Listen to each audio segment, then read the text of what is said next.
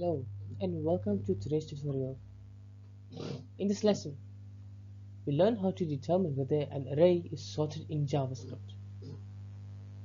Our function will check if an array is sorted in the ascending order, descending order, or not sorted at all. This is useful in sorting algorithms, data validation, and performance optimizations. Let's dive in. We determine sorting order by comparing adjacent elements. If all elements follow the same direction, the array is sorted. Otherwise, it is considered unsorted.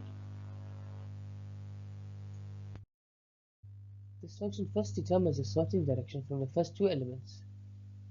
Then, it iterates through the array to check if the sorting order is maintained. If there is a mix of directions, the array is not sorted.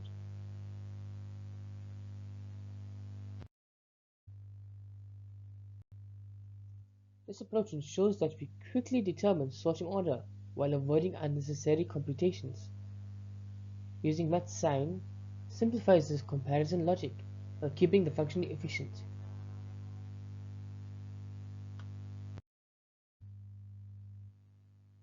This function efficiently identifies sorted arrays while correctly detecting unsorted ones.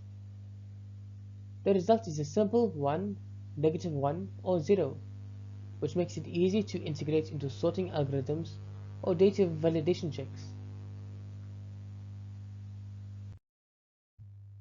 This function is commonly used in data validation, sorting optimizations, and trend analysis, whether checking if a list of numbers is pre-sorted or analyzing financial data trends. It provides quick insights into sorting order. This wraps up our lesson. We've learned how to check if an array is sorted efficiently, making it useful for data processing and sorting optimizations. Try using this method in your projects to detect pre-sorted arrays and avoid unnecessary sorting operations. Thank you for watching. If you enjoyed this video, please make sure to like, share, and subscribe for more JavaScript tutorials. I'll see you in the next one.